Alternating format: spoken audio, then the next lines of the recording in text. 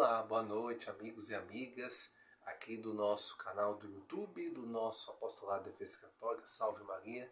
Estamos juntos e juntas a partir de agora com o nosso programa Notícias Católicas com Comentários, tá certo? Mas antes de fazer a leitura das notícias, eu convido você, meu irmão e minha irmã, para que juntos possamos fazer a nossa oração inicial.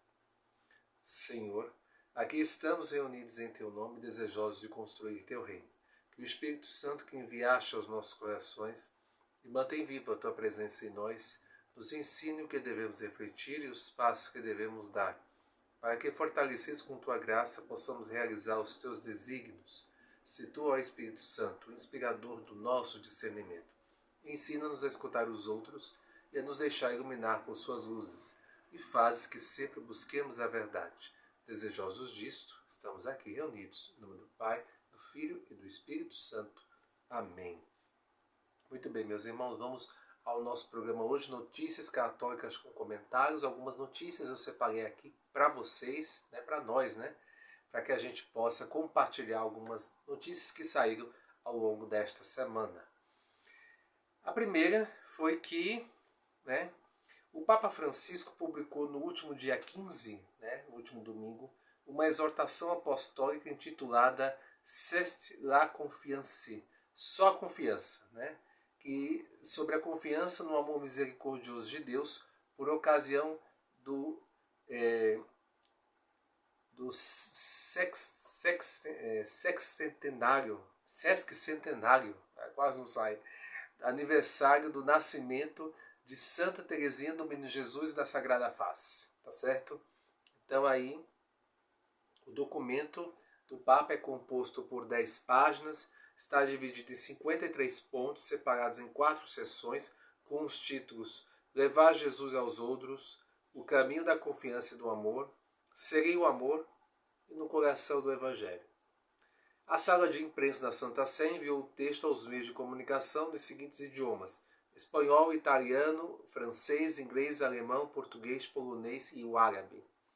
No início do texto, o Papa destaca que a frase da santa francesa, só a confiança e nada mais do que a confiança tem de conduzir-nos no amor. Ele explica que a genialidade da sua espiritualidade e seriam suficientes para justificar o fato de ter sido declarada doutora da Igreja. O Papa também explica por que decidiu publicar o documento no dia da festa de outra santa carmelita e doutora da Igreja, Santa Teresa de Ávila, para reapresentar Santa Teresa ao Menino Jesus da Sagrada Face como um fruto maduro da reforma do Carmelo e da espiritualidade da grande santa espanhola. Francisco também destaca que, apesar de sua curta vida, a Igreja rapidamente reconheceu o valor extraordinário de sua figura e a originalidade de sua espiritualidade evangélica. Assim, ele enfatiza sobre seu legado espiritual que as últimas páginas da história de uma alma são um testamento missionário, exprimem a sua maneira de entender a evangelização por atração e não por pressão ou proselitismo, e que uma das descobertas mais importantes de Teresinha para o bem de todo o povo de Deus é o seu caminhito, o caminho da confiança e do amor, conhecido também como o caminho da infância espiritual. Primazia da ação divina. Por outro lado, o Papa ressalta que a Santa Padroeira das Missões prefere sublinhar o primado da ação divina e convidar a plena confiança, tendo diante dos olhos o amor de Cristo, que se nos deu até o fim. De tal forma que é impossível estar seguros de possuir méritos próprios. E acrescenta, a atitude mais adequada é depositar a confiança do coração fora de nós mesmos, ou seja, na infinita misericórdia de um Deus que ama sem limites e que deu tudo na cruz de Jesus. Este abandono a Deus não deve ser entendido apenas um referimento à própria santificação e salvação, mas para o Papa possui um sentido integral que abraça o conjunto da existência concreta e aplica-se a toda a nossa vida, onde muitas vezes nos dominam os medos. Confiança e humildade.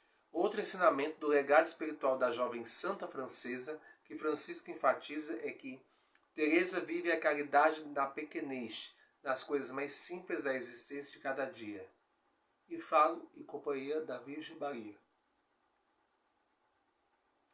Deste modo, Santa Teresa mostra a partir do Evangelho que Maria é a maior do reino dos céus, porque é a mais pequena, a mais próxima de Jesus na sua humilhação. Papa Francisco também convida os fiéis a contemplar a descoberta que a santa fez sobre seu lugar na igreja. No coração da igreja, minha mãe, eu serei o amor, assim serei tudo. Com esta perspectiva, Francisco destaca que esta descoberta é uma grande luz também para nós hoje, a fim de não nos escandalizarmos por causa das limitações e fraquezas da instituição eclesiástica, marcada por obscuridades e pecados, e entrarmos no seu coração ardente de amor que se incendiou no Pentecostes, graças ao dom do Espírito Santo. Nos últimos parágrafos do documento, o Papa afirma que o contributo específico que Teresinha nos oferece como santa e doutora da Igreja não é analítico, mas é sobretudo sintético, porque a sua genialidade consiste em levar-nos ao centro aquilo que é essencial, aquilo que é indispensável. Às vezes, de Teresa citam-se apenas expressões que são secundárias, ou mencionam-se coisas que ela pode ter em comum com qualquer outro santo. Explica o Papa antes de detalhar como sua vida é um exemplo para nossos dias. Num tempo que nos convida, em que descartam tantos seres humanos, no tempo em que nos convida a fechar nos nossos próprios interesses, Teresinha mostra a beleza de fazer da vida um dom. No período em que prevalecem as necessidades mais superficiais, ela é testemunha da radicalidade evangélica. Numa época de individualismo, ela faz-nos descobrir o valor do amor que se torna intercessão. No momento em que o ser humano vive obcecado pela grandeza e por novas formas de poder, ela aponta a vida da pequenez. E continua, num tempo em que se descartam tantos seres humanos, ela ensina-nos a busca do cuidado, do ocupar-se do outro no momento de complexidade. Ela pode ajudar-nos a redescobrir a simplicidade, o primado absoluto do amor, da confiança e do abandono, superando uma lógica legalista e moralista, que enche a vida cristã de obrigações e preceitos e congela a alegria do Evangelho num tempo de entrincheiramento e reclusão. Teresinha convida-nos à saída missionária conquistados pela atração de Jesus Cristo e do Evangelho. Muito bem, meus irmãos. Esse, então, é mais uma exortação apostólica do Papa Francisco, dessa vez, por ocasião do Sesquicentenário, agora falei direitinho, aniversário do nascimento de Santa Teresinha do Menino Jesus e da Sagrada Face. Eu, sinceramente, eu não li o documento, tá? O título de doutora da Igreja foi dado, só por um nível de conhecimento, foi dado pelo Papa São João Paulo II em 1997. O Papa Francisco destacou no documento que, apesar de sua curta vida, a Igreja rapidamente reconheceu o valor extraordinário de sua figura e a originalidade da sua espiritualidade evangélica. Vida curta, pois Santa Teresinha morreu aos 24 anos. Ok? Teresinha convida-nos à saída missionária, conquistados pela atração de Jesus Cristo e do Evangelho. Evangelização por atração e não por pressão ou proselitismo. O nosso apostolado de defesa católica não faz o proselitismo, e sim convida aqueles ou aquelas pessoas que colocam dúvidas a respeito da nossa fé católica. Certo? Eu pensei até que tinha postado, falando no nosso blog, a vida de Santa Teresinha do Menino Jesus no nosso blog Defesa Católica, mas não. Então eu acredito que no próximo ano estarei então postando a vida desta grande santa da nossa Santa Igreja. Certo? Ok? Muito bem. Agora vamos com mais uma notícia. São as respostas do Papa a dúbia sobre bênção a uniões homossexuais, né? E são pastoralmente insustentáveis, diz o cardeal Zen. Essa notícia saiu, a notícia de Santa Teresinha saiu no ACI Digital, essa também, que eu vou ler agora, saiu no ACI Digital. O cardeal chinês Joseph Zenkyun criticou algumas das respostas do Papa Francisco às 5 dúbias que ele e outros 4 cardeais o enviaram antes do sino da sinodalidade. Ele disse, entre outras críticas, que a orientação do Papa sobre a bênção de uniões de pessoas do mesmo sexo é pastoralmente insustentável. Em declaração publicada ontem, no caso foi no último dia 12 agora de outubro, em seu site, o bispo emérito de Hong Kong, que assinou as dúbias enviada ao Papa em 11 de julho, disse que as respostas de Francisco, tornadas públicas pela Santa Sé em 2 de outubro, não foram respostas precisas e não resolveram as dúvidas, o que o levou a emitir uma declaração de sua autoria para que os fiéis entendessem porque nós, 5, no caso os cardeais, né, não as consideramos adequadas como respostas. No parágrafo G da resposta do Papa ao segundo dúbio, que perguntava se as bênçãos para uniões entre pessoas do mesmo sexo poderiam ser permitidas, sem deixar de respeitar a doutrina revelada, Francisco disse que o direito canônico não deve e não pode abranger tudo, e que o discernimento prático seria necessário em uma situação particular. Tal resposta, disse o cardeal Zen em sua declaração, era pastoralmente insustentável. Como pode a Igreja, num assunto tão importante, deixar o povo sem uma regra clara e confiar no discernimento individual? Não será assim que se rompe um caos de casuística muito perigoso para as almas? Acrescentou. O cardeal também questionou outras partes da resposta sobre as bênçãos e uniões entre pessoas do mesmo sexo, dizendo que os cardeais ficaram surpresos com o Papa, citando a sua exortação apostólica pós-sinodal Amoris Laetitia, que significa alegria do amor, né? Para afirmar que a união entre pessoas do mesmo sexo é semelhante ao casamento entre o homem e uma mulher apenas de forma parcial e analógica. Igualmente difícil, disse o cardeal Zen, é onde esse parágrafo permite certas formas de bênção das uniões homossexuais, ao que perguntou. Essa união não implica atividade sexual entre pessoas do mesmo sexo, que é claramente pecaminoso, assim como qualquer atividade sexual fora do casamento legítimo e pecaminosa? Essa foi a pergunta do cardeal Zen. Ele criticou outros aspectos da resposta do Papa e este dúbio, como elevar a importância da ternura para com os homossexuais em uma união do mesmo sexo, ao mesmo tempo que relegava a verdade objetiva a ser apenas uma expressão da caridade para com eles. De fato, estamos convencidos de que, com compreensão e ternura, devemos apresentar-lhes também a verdade objetiva de que a atividade homossexual é um pecado, que é contrário ao plano do amor de Deus, observou o cardeal Zen. Devemos também encorajá-los a uma metanoia na Igreja e a confiar na ajuda de Deus para carregar a sua pesada cruz no caminho da felicidade eterna. A resposta do Papa a esta dúbia foi lida pelos meios de comunicação de todo o mundo como um indicador de sua abertura para aceitar bênçãos a uniões do mesmo sexo. O cardeal Zen se uniu aos cardeais Walter Brandmiller, Raymond Burke, Juan Sandoval e Roberto Sará no envio das dúbias como meio de obter clareza sobre tópicos relacionados com o desenvolvimento doutrinário. A bênção das uniões entre pessoas do mesmo sexo, a autoridade do sino da sinodalidade, a ordenação e a absolvição sacramental. Todos os 5 cardeais consideraram as respostas do Papa pouco claras e imprecisas e por isso emitiram dúbias reformuladas em 21 de agosto com o objetivo de obter respostas claras de sim e não. O Papa ainda não respondeu a estas perguntas. O cardeal disse que, devido à pressão do tempo, não consultou os outros 4 cardeais sobre a sua resposta de ontem, no caso do dia 12 de outubro, acrescentando que era, portanto, o único pessoalmente responsável por essa iniciativa.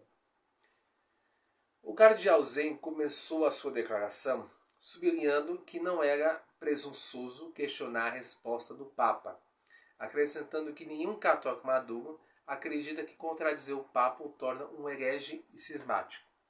Uma acusação, disse ele, que veio do cardeal Vítor Manuel Fernandes, prefeito do Discatério para a Doutrina da Fé. Ele disse que em qualquer caso concordava com o Papa, em muito do que ele disse, e descreveu o Papa Francisco como maravilhosamente humilde, ao reconhecer os seus próprios erros e o dos líderes da Igreja do passado. Quanto ao primeiro dúbio, se a revelação divina deve ser reinterpretada, conforme os tempos, disse concordar com a maior parte da resposta do Papa. O Papa respondeu que a revelação divina é imutável e sempre vinculante, mas também amadurece com alguns aspectos tornando-se mais explícitos. Isso era aceitável, disse o cardeal Zen, mas não ao ponto de negar o que foi afirmado anteriormente pelo magistério. E chamou a atenção para os escritos de São João Neumann sobre o desenvolvimento da doutrina. O cardeal Zen questionou o exemplo do Papa sobre como o ensinamento da Igreja sobre a escravidão havia mudado a sua afirmação de que a Igreja deve discernir constantemente o que é essencial ou secundário para a salvação, e o que ele diz na sua resposta sobre colocar as verdades dentro do ensino da Igreja como um todo. São Paulo, disse o cardeal Zen, pôs em causa a própria instituição da escravatura. A salvação deve ser tomada como um todo, como uma hierarquia de valores, mas num todo harmonioso e não colocada um contra o outro. E a Igreja tem o dever de defender os simples fiéis dos riscos que podem ameaçar a pureza da fé. Quanto à resposta do Papa ao terceiro dúbio, se a sinodalidade é uma dimensão constitutiva da Igreja, o cardeal Zen disse que o dúbio foi escrito porque o sínodo parece querer resolver questões como um concílio ecumênico, o que seria errado.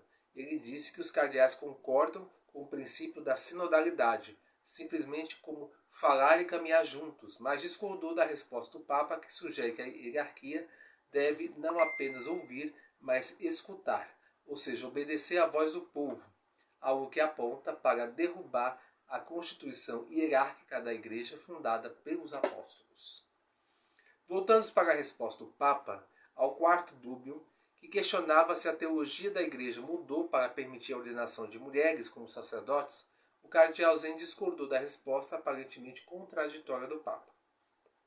Por um lado, observou que o Papa reconhece que a ordenação de homens é uma declaração definitiva, clara e autorizada, que deve ser respeitada por todos. Mas também diz que pode ser objeto de estudo, como no caso da validade das ordenações na comunhão anglicana. O cardeal Zen perguntou então, apesar da declaração definitiva, se ainda será possível discutir sobre o assunto. Ele acrescentou, entre outras coisas, a comparação usada aqui não é adequada, porque a validade das ordenações na comunhão anglicana é um problema histórico, enquanto o nosso caso é de natureza teológica.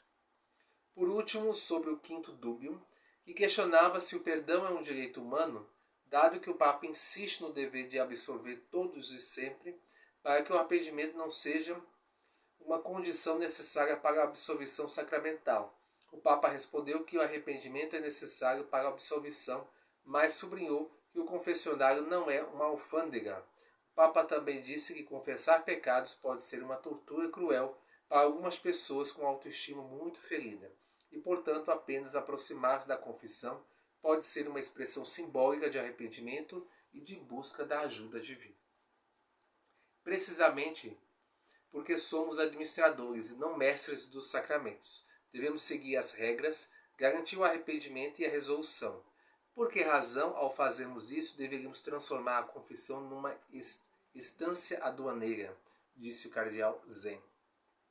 Sobre o segundo ponto, o cardeal disse que um confessor não deve humilhar o penitente e o penitente deve expressar sua intenção de não voltar a pecar. Mas é importante fazer as pessoas compreenderem que o pecado nos distancia de Deus e da nossa felicidade. Não apenas da felicidade eterna, mas também da felicidade aqui e agora. Disse o cardeal. Também nós estamos convencidos de que devemos aprender a tornar-nos verdadeiramente mensageiros da infinita misericórdia de Deus, que é capaz de tornar santos até nós, pecadores. O cardeal Sandoval. Outro dos 5 signatários, o cardeal Sandoval, arcebispo emérito de Guadalajara, México, também falou recentemente publicamente sobre as Dúbio. Ele disse à ACI Prensa, agência em espanhol do grupo ACI, no dia 6 de outubro, que os cardeais emitiram as Dúbias porque queriam colaborar na preservação da verdade e para que aqueles que foram ao sínodo com boa vontade tenham uma orientação simples. Nós, os cardeais das Dúbias, pensamos, temos a obrigação como cardeais, colaboradores do Papa, conselheiros do Papa, de aconselhar neste caso, disse ele. O cardeal Sandoval disse que as respostas do Papa às Dúbias foram um pouco evasivas, um pouco vagas, por isso foram reformuladas de uma forma mais clara, mais contundente, para que ele pudesse responder sim ou não, e ele não respondeu. Então concordamos em publicá-las. Né? Palavras aqui do cardeal Sandoval. As Dúbias foram apresentadas pelo bem da Igreja, pelo bem da verdade e pelo bem da Igreja, sem negar que ele é o Papa que tem autoridade na Igreja. Disse. Muito bem. O que eu posso comentar a respeito, né, dessa notícia aqui? Em nosso último programa, Notícias Católicas com Comentários, eu comentei aqui com vocês o que seriam essas dúbias, né? Que se tratam de dúvidas, né? Essa palavra em latim, dúbia, que significa dúvidas, que podem ser da hierarquia da Igreja, né? Quem pode fazer essas perguntas, né? Quem faz parte da hierarquia da Igreja, no caso os bispos, como também os leigos. O cardeal Zen, ele disse que, entre outras críticas, que a orientação do Papa sobre a bênção de uniões de pessoas do mesmo sexo é pastoralmente insustentável. De fato, meus irmãos e irmãs, a bênção para pessoas do mesmo sexo seria o mesmo que permitir estas pessoas a receber o sacramento do matrimônio. Né? Eu me refiro aos casais, tá? Eu me refiro aos casais, porque uma coisa é um homossexual querer receber a bênção, ele individualmente. Outra coisa, já bem diferente, e é justamente a crítica, né, que o cardeal Zen faz aqui, é a bênção de pessoas, de casais homossexuais. Aí é outra coisa, tá certo? Tá bom? Então, seria o equivalente a receber, é como se eles fossem receber o sacramento do matrimônio, né? Mas na próxima segunda-feira vamos ter a oportunidade em nosso mundo católico de falar mais sobre esse assunto referente a essa questão da bênção, né? A pessoa, casais homossexuais, tá certo? O cardeal Zen também disse que o Dúbio foi escrito porque o sínodo parece querer resolver questões como o concílio ecumênico, que seria errado. Nós já comentamos em nosso programa Mundo Católico no último dia 9 de outubro, né, as diferenças entre um concílio e um sínodo. Né? Então vale a pena a gente mais uma vez comentar sobre esse importante assunto. O sínodo dos bispos é uma reunião de vários dias, tá? Convocada pelo Papa com bispos convidados do mundo todo para tratar de determinado assunto da Igreja, de doutrina ou de pastoral, né? Família, Eucaristia, sacerdotes, etc. Há os sínodos ordinários, né, a cada 4 anos, e os extraordinários que o Papa convoca a qualquer tempo. Né? Após o sínodo, o Papa emite um documento chamado Exortação Apostólica, onde ele resume e aprova as principais conclusões que os bispos chegaram no sínodo. De acordo com a Católica Enciclopédia, os concílios são assembleias legalmente convocadas de dignatários eclesiásticos e especialistas em teologia com o objetivo de discutir e regular assuntos de doutrina e disciplina da Igreja. Tá? Em particular, concílios ecumênicos são aqueles os quais os bispos e outros com direito a voto são convocados de todo o mundo, sob a presidência do Papa ou de seus legados, e cujos decretos, tendo recebido a confirmação papal, vinculam todos os cristãos. O cardeal Zen também discordou da resposta do Papa que sugere que a hierarquia deve ser apenas ouvir, mas escutar ou seja, oferecer a voz do povo, né? Algo que aponta para derrubar a constituição hierárquica da igreja fundada pelos apóstolos. É disso aí, justamente, meus irmãos e irmãs, que quer a teologia da libertação. A teologia da libertação, ela quer uma igreja mais, não uma igreja mais vertical, mas sim uma igreja mais horizontal. O cardeal Sandoval, ele disse assim, que as dúvidas foram apresentadas pelo bem da verdade e pelo bem da igreja, sem negar que ele é o Papa, no caso o Papa Francisco, né, que tem autoridade na igreja. Disse. Essa frase deste cardeal está certíssima, tá bom?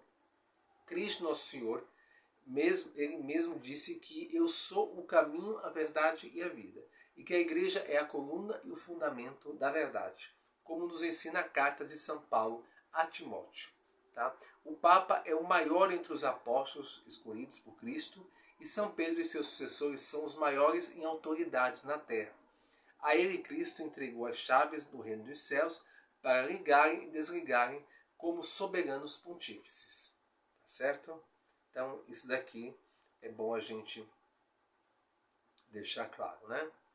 Bom, eu tinha uma outra notícia para ler aqui, mas não vai dar tempo. Então, nós já vamos direto para o nosso momento de pedidos de oração. Tá? A gente reza, então, por todas as almas que estão no purgatório, em especial pelos meus pais, meu irmão, pela minha tia Maria Fernanda dos Santos e também por Dona Maria Belmiro Bento, pela recuperação da saúde de Dona Romana Maria Jesus, por Dona Sulema, por Dona Ana Lúcia, pelo Paulo Luiz, pelo Monsenhor Guilherme, pela Carla Cibele, pelo avô e a mãe do José Luiz, pela cura e libertação da Isaura Fabiana, Adriana Araújo, Judite Júlia, Luzinete e também o João Lucas. Os desempregados, a Dona Ana Lúcia, Paulo Nazário, eu, esse que vos falo, e a Luciclécia. Em especial pelo Kleberson, pelo Edinaldo Alexandre e Valdir, esposo e filho da Dona Judite Júlia. Rezemos também para que o aborto não seja aprovado no Brasil e pelo fim da guerra que está ocorrendo no Oriente Médio. Pelo Papa, pelos bispos do mundo inteiro, rezemos pela 16ª Assembleia Geral Ordinária do Sínodo dos Bispos, que está acontecendo em Roma, que é dedicada à sinodalidade, né? Começou no último dia 4 de outubro. Pela santificação do clero mundial, pelos diáconos, em especial Marinaldo Souza, pelo diácono Carlos Foiane, por todos os leigos, em especial pelos nossos amigos e amigas de qualidade, a Luciclécia e Dona Vera Lúcia, e também pelo nosso apostolado de defesa católica. Rezemos também pela união de todos os cristãos, a única igreja de Nosso Senhor Jesus Cristo, que é a Igreja Católica Apostólica Romana, que assim Deus possa atender a todos os nossos pedidos. Amém. Muito bem, convido agora os nossos irmãos e irmãs que estão assistindo nesse momento, para que juntos possamos fazer a nossa oração, as principais orações da nossa fé. Pater noster, quis in celis, sanctificetur nomen tuum, adveniet regnum tuum, fiat voluntas tua sicut in cielo et in terra. Pane nostrum quotidianum da nobis hodie, et dimitte nobis debita nostra, sicut et nos dimittimus debitoribus nostris, et ne nos inducas in tentatione, sed libera nos a malo. Amém. Ave Maria, gratia plena Dominus tecum, benedicta tui mulieribus et benedictus fructus ventris tui, Iesus. Santa Maria, Mater Dei, ora pro nobis peccatoribus, nunc et nora mortis nostri. Amém. Gloria Patri et Filio et Spiritui Sancto, sic era in principio et nunc et semper, et in saecula saeculorum. Amém. Tá ok? Muito obrigado, meus irmãos e irmãs, por estarem assistindo a esse nosso programa Notícias Católicas com Comentários. Ok? Tá bom, então é isso. Desejo a todos e todas uma santa noite. Fique com Deus. Até a próxima. Salve Maria.